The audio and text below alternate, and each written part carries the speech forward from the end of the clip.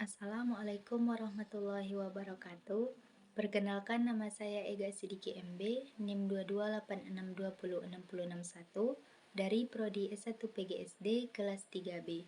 Baiklah, saya akan menjelaskan pertanyaan dari teman-teman terkait belajar dan pembelajaran.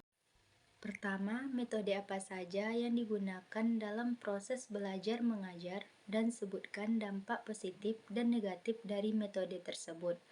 Pertama, metode ceramah.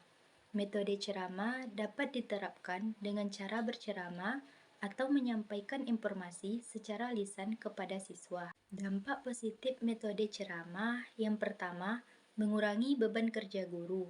Guru hanya perlu membuat ringkasan materi dan penjelasannya, lalu disampaikan pada siswa.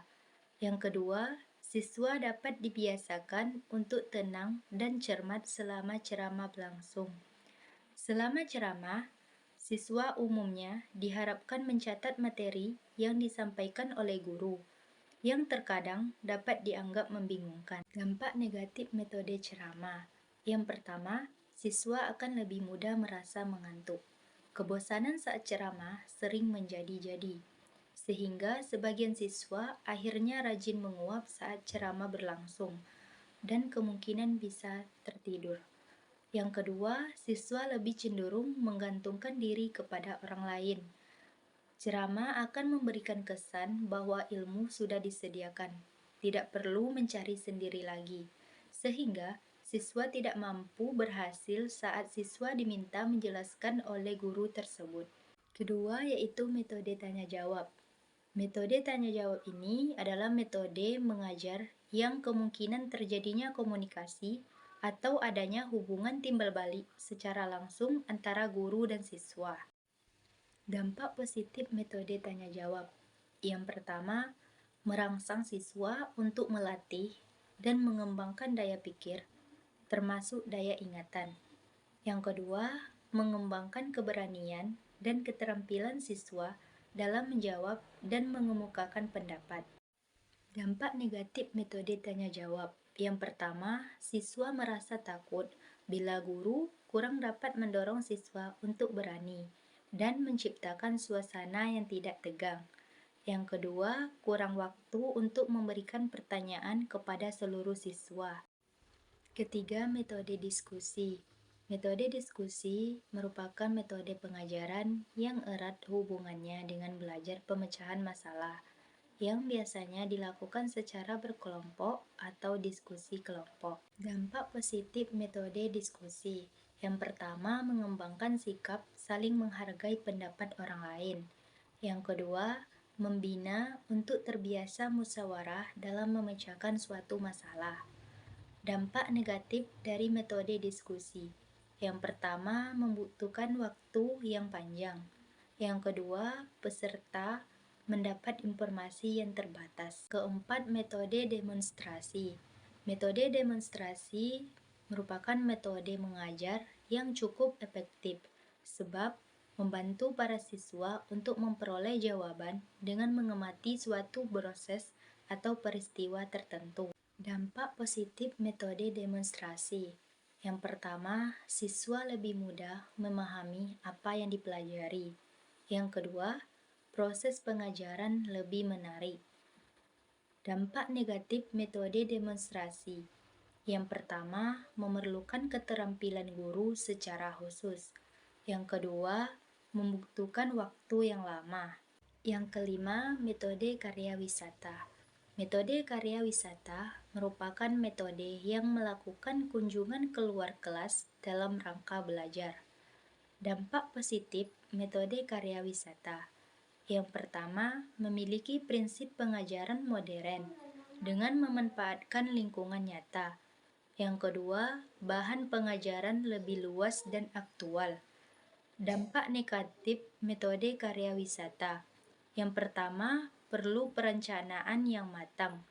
Dan yang kedua, kesulitan mengatur siswa yang banyak. Yang kedua, bagaimana hubungan antara belajar dan pembelajaran? Belajar dan pembelajaran memiliki hubungan yang sangat erat, dan keduanya tidak dapat dipisahkan dari dunia pendidikan. Belajar merupakan proses yang dilakukan manusia untuk mendapatkan aneka ragam kemampuan, keterampilan, dan sikap.